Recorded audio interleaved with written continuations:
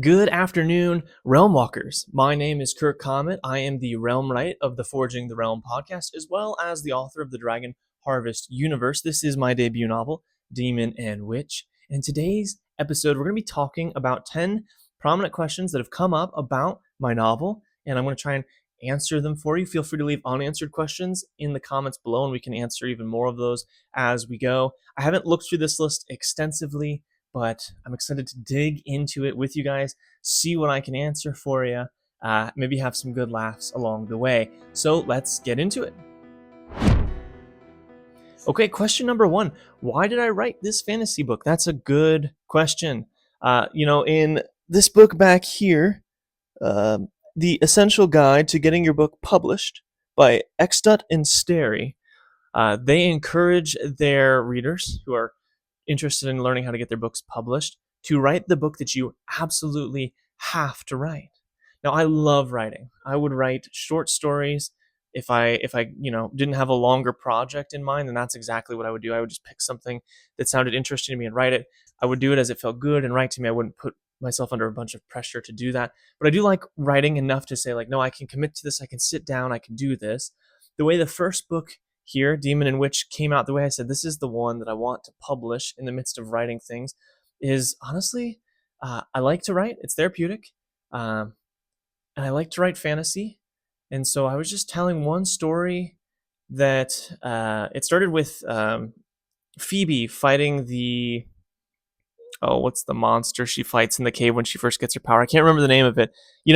I used to, be kind of hard on people like Lucas or something when they didn't know details about their films, about their movies that were like prominent details. And now I get it more because for me, every chapter that I'm working on has had 20 iterations. It's changed so much. And I'm like, which one of those 20 is the one we landed on? It's this one, right? And I have to go back and check myself. Whereas someone who's just watching the Star Wars films, I've only seen the final cut. That's all that I've seen. And maybe I've dove back behind the scenes occasionally, but only in like a kind of like humorous, anecdotal kind of way, not in the like, oh, I have to know this for the arc of my story to be consistent. And so I get those kinds of things mixed up too. But Phoebe goes to fight this monster. It's got telekinesis. It's got squid slash like spider arms. She fights this monster and she wins. And I really liked that. And I thought it was fun. And I said to myself, oh, okay, well, what happens like after that? What happens before that? And I just kind of kept building on it until I started seeing like, no, wait a minute. We've got a really interesting premise in which a wizard from another world comes to ours, having kind of stalked people a little bit, having kind of observed them, spied on them, trying to pick out people he thinks will be good heroes for his world, because his world is overrun with monsters. And so he's looking for candidates who can come and save the land of Esperal. And he lands on Phoebe and Scott, these two really geeky people. And so he's like, oh, okay, they're going to be into this. But people who are also like involved in these other kinds of ways, who he sees, okay, there's translation in the way they're living their lives. We can get some heroism out of them. And it just kind of built up, and I found some fun twists along the way, and I just had to write it. I just found myself in love with this concept enough to say, I have to write this. And it really just spoke to me as I wrote it, so I just kept going with it. And eventually we got this novel, and I've got this idea that I'm in love with to build upon this novel that is going to allow me to expand and build a universe that has my favorite things in it wrapped up into one. I've always wanted Pokemon to somehow do a crossover with Marvel, to somehow do a crossover with Lord of the Rings. And I realized that's a big ask. And I said, I can't wait anymore. I have to do this for myself, for my wife, who I think will love it, for you guys, who I'm hoping will also enjoy it. And it will add some good quality to your life. And actually, that's a perfect segue to question number 2. What is one sentence that sums up my novel? Well, I would say that this is what happens when superheroes, druids, and magical creatures are thrown into a world together. Maybe that's more a better summarization of the universe. Maybe this is what happens when men play God. I think that that's what we could say. This is what happens when everybody thinks they're the hero of their own, or of everyone's stories. I don't know. It's interesting. There's pitches you give. Like, this is when Tim Burton directs Jumanji with superheroes. You could say that. This is when My Hero Academia meets Ranger's Apprentice series. You could say that. There's not one perfect sentence that I'm like, this is it. If you get it, you've got it. But these are all little ideas, little windows, little angles into what this novel is about. And ultimately, these two, you'll notice, this is actually one of the questions here. Maybe I'll hit it right now. Why does Scott look so much like Daredevil? This is probably the most common question I get for people who are just passing through, right? If you've read the novel, you know why he looks like Daredevil. And I will be completely straight with you. He does look like Daredevil. That's on purpose. These guys are given journals, okay? And so these journals are magical. They find them in the like fantasy bookshop they're working in. They're constantly looking for new material to read together, new games to play together, and they find these fantasy RPG journals. And there's a character building section, and they're like, "Hey, this is fun. You can correlate your life into this game." And so, like, your character gets reward points if you're reading regularly, or if you're exercising regularly. You can build up your character in the game and then go on the mini adventures inside the journal. That's what the journal looks like. And so they decide they're going to build characters. And Phoebe goes for kind of a classic witch look, which is awesome. She looks sick. Scott, being a huge superhero fan like myself, the very beginning of the novel, what he's doing is he's drawing a picture of Spider-Man and Daredevil eating Jimmy John's, and he just builds off that. He's like, I want like a Daredevil-esque character. Now, not Daredevil's powers, not Daredevil's name, not Daredevil's backstory, but just a suit with the red armor. He wants to kind of look a little devilish, and so he does. And actually, in the second book, so there's maybe more than you want to know. If it's more than you want to know, skip ahead. But it has to do with magic system. The magic that they use in their items, through their wands, those kinds of things, is actually magic that is channeled out from them into it. So it's kind of it's about attunement. It's about how well they can bring themselves into or through the magic. And Scott and Phoebe don't necessarily understand that right off the bat, but actually his horns are set to grow in the second novel, just as he continues to uh, utilize the suit more, and as it harmonizes more with who he is, he's able to better channel his intentions with it. And with that, the horns on it grow a little bit. And I'm excited about that. I think that'll be pretty cool.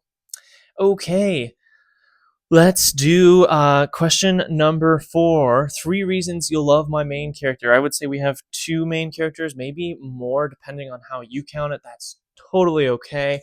That cast is set to grow. That cast is also set to shrink and die, depending on who you consider to be a part of that main cast. Excuse me. I won't say anything more about that other than I'm so excited for Necromancer. It's going so well. I'm about 46,000 words at the time of recording this, and we're just moving along. And so that's very exciting to me. But 3 reasons you would love Phoebe. She is got a heart of gold. She loves Scott more than anything, and that's just unfading. And I would say she's a really cool witch.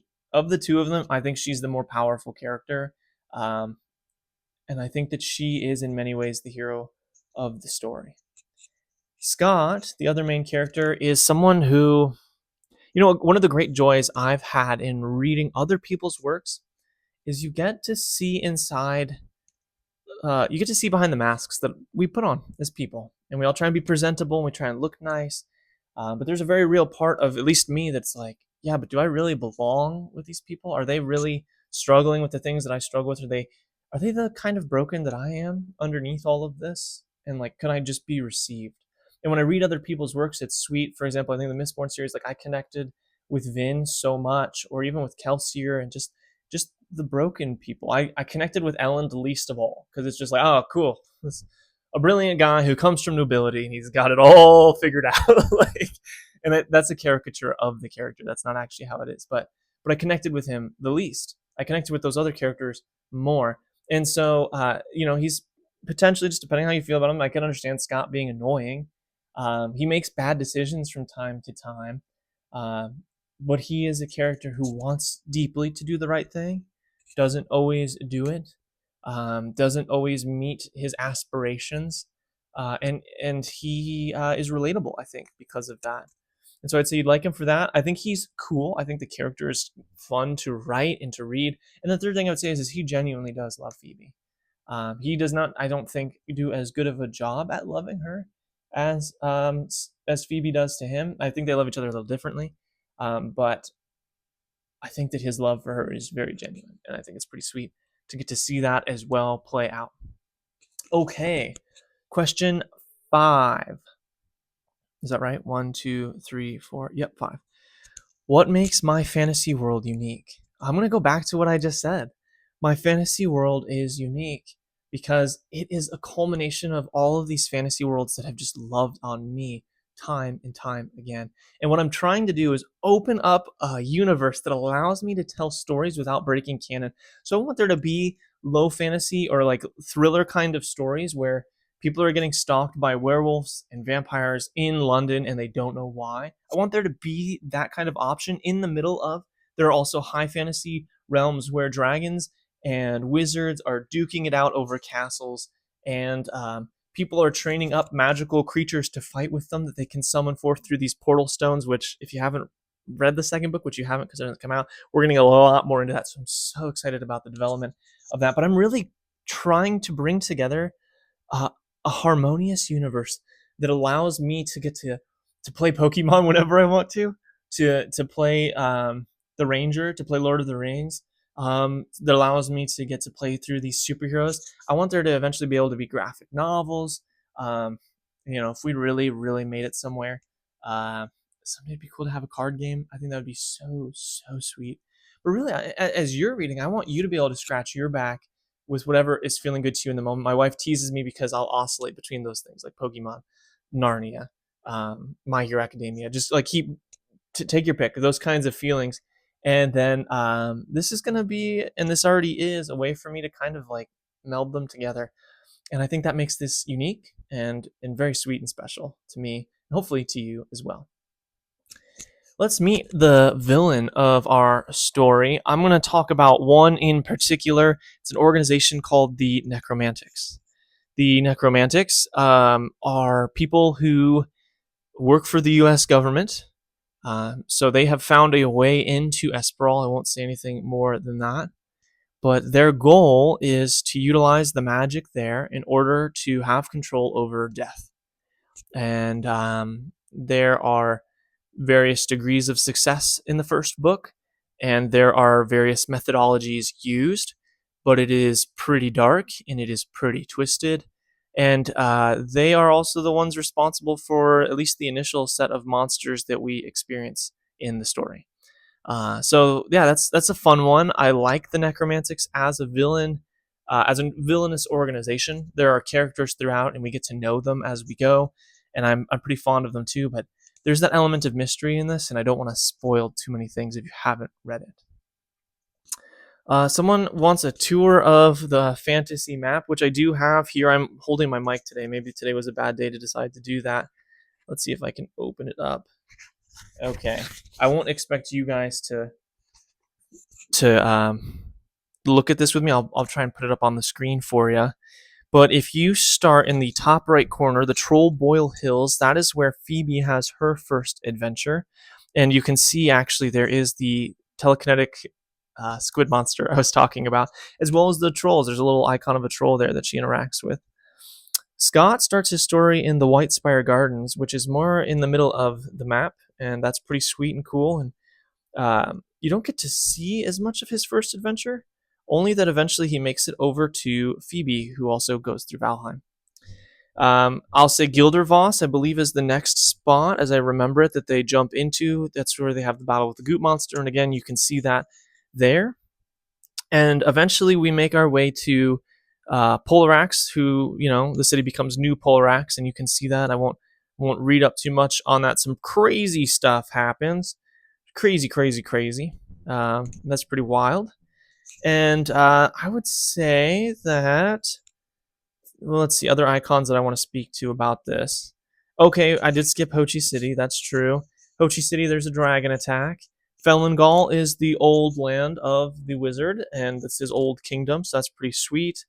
The Ruby Sand Sea, there's a whole sector of the story that goes beyond this map And the map is, and I say this on my website, it's a gift to Phoebe and Scott. It is representative of the story that they go through and the land that they visited, but it is not a one-for-one scale, and that's important to note. And it's also not the full map of the story that we have going on. There are more doorways than just the one that opens to Esperal, and that is important. Okay. Explain my magic system in 15 seconds. Oh gosh. I don't know if I can. Okay, I will try. Start the clock and we'll see how long I go. I can't see the timer when I start, so just be aware this is going to be an overlay on the video. I have no idea how long I'm going to go for, but I will try and be quick and probably be not at all cohesive. So just be aware, do some deeper digging with this. Okay, let me think of my first sentence. Okay, 3, 2, 1, go. The magic system is primarily about enchantments, and there are Atlan trees that conduit magic, and so you can create magical items. You don't necessarily get to decide what those are, whether those are berries, whether those are wands, or whether that's your item that you're trying to get an enchantment into, or necessarily the effects of those enchantments. And so you kind of have to roll the die, but better people can do better things with it. No one is better than the wizard Beringer. He is a master at creating magical items and things. Stop there. Hopefully we hit 15 seconds. Maybe we beat 15 seconds. Did we? Okay. Number 9, a day in the life of a character. Well, let's pick these guys. They're college students. They work at a place called Dungeons and Decks. They're in love with each other, and that's such a sweet thing. And they are the newly registered, you could say, the newly picked heroes of Esperal. And so how are they making money for college? Well, they're working at their store, but they're also bringing home gold coins, actual gold coins from their adventures. And so they'll go out and they'll fight the monsters we just talked about, the goop monster of Gildervoss, the dragon of Hochi City. And with each of those adventures, they will bring home gold. And so their lives are pretty sweet, pretty fun at some point until something takes a turn. And they start to wonder if this is really just a game, if these journals are really just RPG magic journals, and whether or not they'll be able to make it out of this story alive. Okay. What inspired my book's title? Demon and Witch. Well, there's a meta reason, but as for the direct reason, I will let you guess as to why I named this book Demon and Witch. I'm kind of teasing. Yeah, I think I'm going to leave it there for now. There is a very personal reason as to why I named it that, but I'm not going to go into it on this episode. I would encourage you to read the About section of my book if you're curious for more of that. And we will leave it there. Guys, thanks so much for tuning in. Leave more questions that you have. I love talking about this with you, and I would love to just kind of hear what's going on in your sector as you read these stories, as you reflect on them. What do you want to see in this universe? How can we create the most amazing thing together? All right, guys. Make sure you like and you subscribe so that you can keep in touch with all things Dragon Harvest, all things fantasy writing tips, and I will see you in the next one. Bye.